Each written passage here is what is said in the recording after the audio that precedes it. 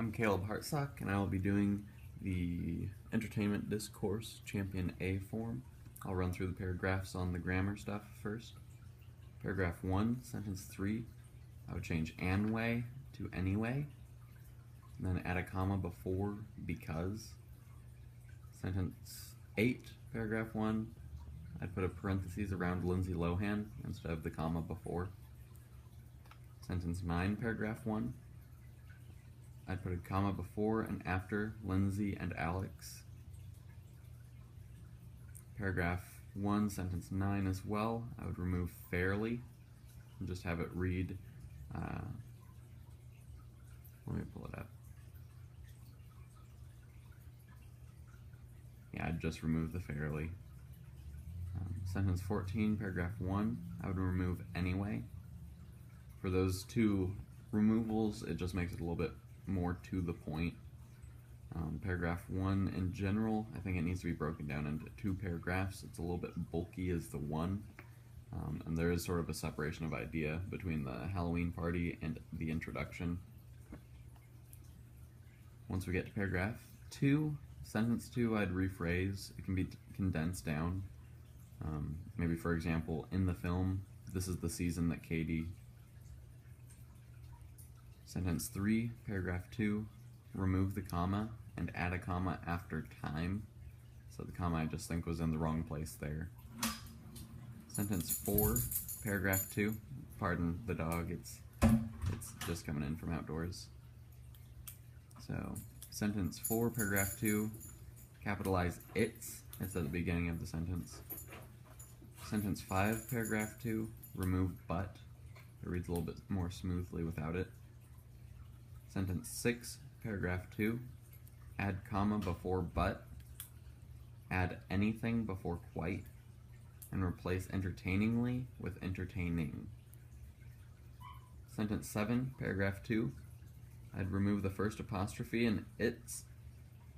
It just doesn't belong there. I think that was a typo. And then I'd rephrase that sentence. It's a little unclear what is being said there. So I'd reread it, try to make sure that what you're saying gets across in the language. Sentence 5, paragraph 3, I'd uppercase "waters", it's a proper noun, and lowercase "pans", it is not. And then I'd add a colon before "some", because you're sort of listing something after that point. And then sentence 6, paragraph 3, remove the comma before "parents", replace comma after "pictures" with a semicolon or a colon. And paragraph 3 gets a little bit loose and wild between sentences 6 through 10. So I'd rephrase it, try to clarify and try to elaborate what's going on there. It was kind of hard to read. It wasn't super smooth throughout.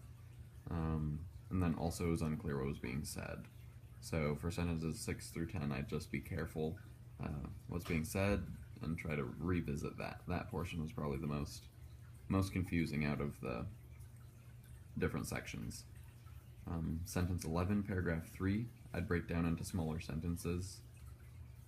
It's a little bit bulky as is and it's borderline run-on. Sentence 12, paragraph 3, I'd put parentheses around "I could be wrong" and remove "but". Sentence 13, paragraph 3, I would change "I happy" to "I am happy", and "refect" to "reflect". You were missing the L there, and I think both of those were just typos. In general, the grammar is not too bad. There were just a lot of sections that felt that it was a bit rushed, or there were pretty common typos. Hopefully I pointed all of those out, but I'd always just reread it one more time. And then the strengths of this work are you do have a lot of examples in there, which is good. It helps build that connective tissue between the object of entertainment as well as your personal narrative, so I think that's good. Then the things that I think must need addressed would be sentences 6 through 10 and paragraph 3. Those were just kind of really confusing for me,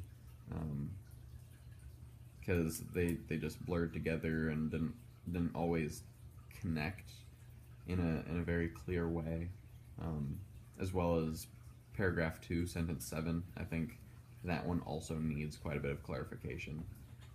Even just elaborating a little bit, giving a little bit more context in general, would help in clearing up some of those spots. Another thing I think needs addressed is the medium itself is very jumbled. It's not a very clean page.